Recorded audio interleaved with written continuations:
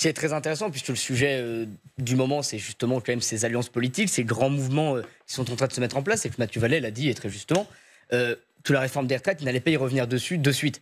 Alors, il y a évidemment des questions pratico-pratiques, mais il y a aussi des sujets de fond idéologiques, parce que le Parti des Républicains, avec lequel une partie, le Rassemblement national s'allie, n'est pas sur la même ligne économique que le Rassemblement national. Quand j'entends Sébastien Chenu nous expliquer que globalement, ce qui pose problème avec Éric Zemmour, c'est sa ligne économique et c'est sa radicalité. Je constate deux choses. La première, c'est qu'économiquement, on est plutôt proche, nous, Reconquête, des Républicains, et ça ne pose pas de problème à M. Chenu de discuter, de s'allier avec M. Ciotti. Premier élément. Et deuxième élément, sur la radicalité, je considère qu'en 2024, au moment où le pays est majoritairement convaincu que les thèmes identitaires sont des thèmes extrêmement importants et surtout que les constats et les solutions sont partagés, ce n'est pas le moment, surtout pas pour le Rassemblement national, de donner des leçons de diabolisation et de radicalité. Je comprends que Mathieu Vallet n'apprécie pas que Mme Saillé lui fasse des reproches en radicalité. Mais il serait bon, dans ce cas-là, que les porte-paroles du Rassemblement national ne donnent pas de leçons non plus de radicalité. Et je rajoute un troisième élément. Éric Ciotti, il a une longue vie politique maintenant, et il a eu des mots très durs à l'égard du Rassemblement national. Il n'a par exemple jamais appelé à voter pour eux. Et aujourd'hui, il se réveille et il considère que ce grand rassemblement est nécessaire pour la victoire politique. Eh bien, je considère que maintenant, le Rassemblement national doit accepter que des gens qui ont osé les critiquer, qui ont osé leur faire des reproches ou osé pointer des différences économiques sur le plan sociétal. Zemmour, il a été fort quand même. Mais pardon, il a été fort. Moi, j'étais tout à l'heure en coulisses et j'ai eu l'occasion d'écouter ce que vous disiez sur la gauche. Ce qu'a fait la gauche en termes de guerre interne, mais c'est 1000 fois plus violent que ce qui s'est passé à droite. C'est-à-dire qu'à un moment donné, soit on est sérieux 2 secondes et on se dit que les enjeux politiques qui nous attendent et qui sont devant nous sont extrêmement importants, il faut peut-être mettre un peu nos égos de côté, soit on va se casser la gueule. Parce que si on parle franchement, c'est ça le sujet. Le sujet qui nous préoccupe, là on est sur une séquence politique passionnante, je pense qu'elle est historique, il y a une recomposition qui est incroyable, et moi en tant que jeune homme de 25 ans, je trouve ça formidable de la suivre.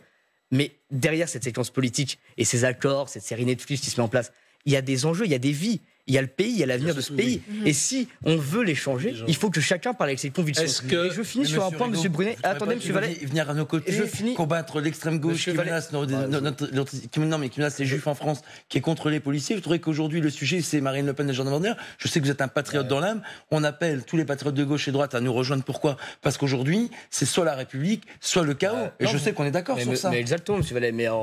Mais vous parlez de nous, parlons de l'extrême gauche, qui s'appelle Front Populaire. Est-ce que c'est terminé ? Est-ce que c'est terminé cette tentative de rapprochement ? Est-ce que Éric Zemmour ne devrait pas décrocher son téléphone pour appeler Marine Le Pen ? L'a-t-il fait d'ailleurs ?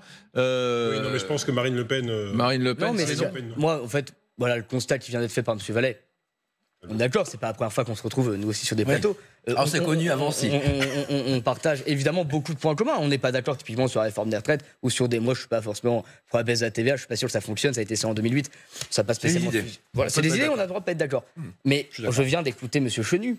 M. Chenu, il ferme visiblement la porte à cet accord. Et nous, ce qu'on dit, c'est très simple. Éric Zemmour, il a été dur avec Marine Le Pen, c'est là, Mathieu Vallet, on revient au sujet donc politique et donc des humains. Donc c'est vous qui avez voulu en sortir. Il a fait campagne européenne contre. Vous avez voulu en sortir, on y revient. La théorie de Rigaud. Non, je vais sortir alors, pardon. La théorie de Rigaud, elle est simple. C'est que. Voilà. Pourquoi ? Alors qu'à gauche, à droite, on a passé son temps à s'insulter pendant des mois et des mois et des années et des années. Et qu'aujourd'hui, on se rabiboche. À gauche, à droite, partout. C'est vrai que les LR. Puis finir sur un point, M. Brunet. En un mot. Un dernier mot qui me semble important quand même dans la période que l'on vit actuellement. On croise, chacun ici, beaucoup de gens hors plateau ou dans les cafés presse pour les journalistes, etc. La vérité, c'est que tous les gens aujourd'hui de droite pensent la même chose sur les sujets et sur le sujet qui, pour moi, et selon moi, est le plus important des années à venir, à savoir le sujet identitaire.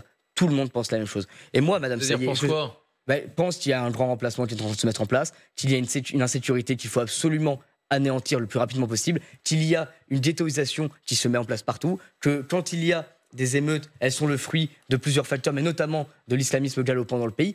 Et ça, en réalité, en privé, tout le monde le dit. Tout le monde le dit. Et bien maintenant, et c'est pour ça que je reproche à certains LR, que je connais, que je croise, de ne pas franchir le pas, c'est qu'il faut aller au bout de sa logique. On ne peut pas tenir des propos en privé extrêmement fort et arriver sur des plateaux, sur des estrades. Vous prenez des cafés, mais. Je vous assure que beaucoup d'LR et Madame Saillé. Vous devez les choisir parce que moi je tiens pas ces propos en privé. J'ai une autre façon d'exprimer les choses. Madame Saillé, je pense. Vous n'êtes pas d'accord, Laurent Saillé? Non, mais attendez. Madame Saillé, je crois que franchement, allez voir vos militants. Est-ce que vous avez un autre discours? Je sais pas. Bien sûr que j'ai un autre discours. Ça ne veut pas dire que je suis immigrationniste, mais simplement j'essaie de comprendre et de trouver des solutions rationnelles. Parce que c'est bien beau de dire oui, grand remplacement, etc. Mais ils n'ont aucune solution à proposer puisque l'accord qui a été voté au niveau européen, si vous voulez, c'était un accord qui n'était pas parfait mais qui allait dans le bon sens. Donc c'est facile de dire demain j'arrive, on envoie tous les OQTF, j'attends de voir comment on fait avec le Maroc, on va leur déclarer la guerre bien sûr, comme ça on n'aura plus de renseignements. Donc si c'est pour brandir des grands mots si vous voulez et n'avoir aucune solution derrière, ça s'appelle de la démagogie. Vous allez faire quoi avec le Maroc? Donnez-moi par exemple précisément. Vous savez que le Maghreb touche des milliards par an de la part de la France. Vous êtes au courant qu'il y a les transferts Western Union, il y a des rapports de force à mettre en place. Vous savez que les dirigeants du Maghreb se font soigner pour beaucoup en France. D'accord. On peut pas avoir des leviers avec l'Algérie, ça. Si vous voulez, quand on dit par exemple qu'on coupe les visas, il y a aussi beaucoup de Français qui travaillent au Maroc, beaucoup d'entreprises. Vous savez, et le Maroc, si on les a pas pour le renseignement au niveau du terrorisme, renseignez-vous, monsieur. Demandez à ces gens spécialisés, vous verrez que ça nous fera un drôle d'effet. Donc ça ne veut pas dire qu'il faut pas aller... Il y a des leviers d'action, Madame Saillé, c'est tout ce que je vous dis. Écoutez, vous savez quoi, j'aimerais tant vous y envoyer, que vous soyez ministre de l'Intérieur et que vous reveniez avec la solution... Je n'ai pas cette prétention, chère Madame Saillé. Je n'ai pas cette prétention. Quand vous serez à l'épreuve du pouvoir, vous verrez. Laurent Geoffrin. Ça illustre bien le désaccord absolument fondamental qu'on a avec le Reconquête, évidemment, mais tout autant pratiquement le Rassemblement national, c'est cette question de l'identité. Pour vous, l'identité, ça veut dire qu'on a des racines, qu'on est de souche, qu'on est des vrais Français, quoi. Et les autres ne sont pas des patriotes. Par exemple, moi, aux yeux de ces messieurs, je ne suis pas un patriote. Ce qui est un peu gonflé, vu que... Qui a dit ça, M. Geoffrin? Parce que quand vous dites il faut... Je suis d'origine espagnole.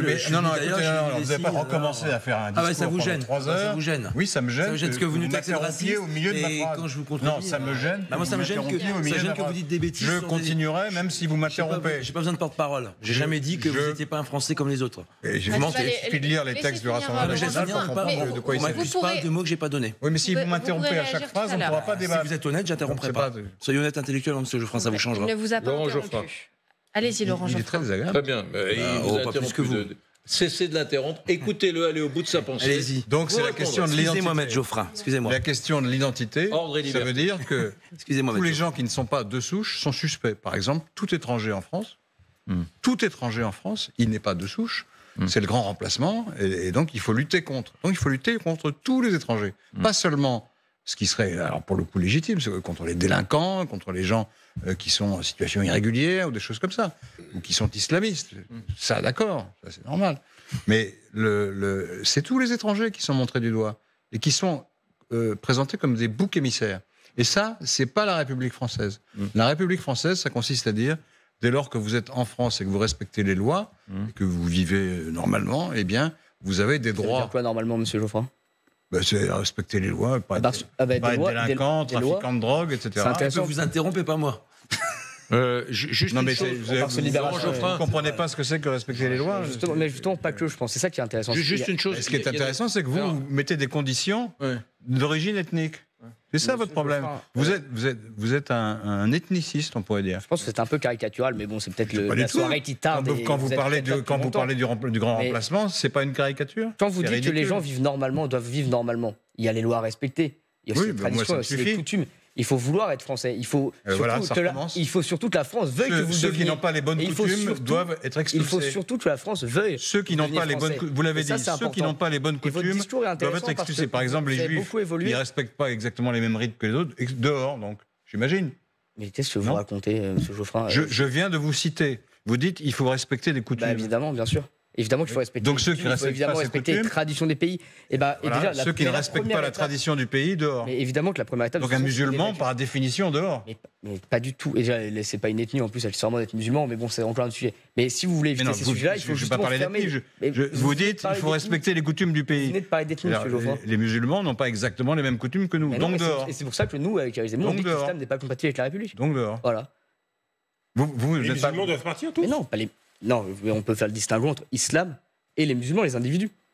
Bah oui, mais c'est l'islam, les musulmans, c'est un peu pareil. Les musulmans, c'est la religion islamique. Mais non, mais l'islam, c'est la religion. Les musulmans, c'est les pratiquants. D'accord, mais un musulman qui pratique sa religion, il a le droit ça vous pose problème ou pas?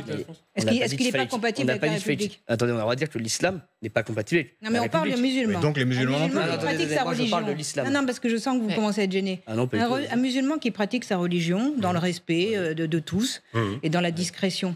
Est-ce que sa pratique n'est pas compatible avec la République? Sa pratique, non. Mais sa religion, oui. Donc il a le droit de penser sans pratiquer? Vous venez de parler de pratique, je viens de vous répondre oui. Vous embourbez. Vous savez pourquoi? On va la refaire.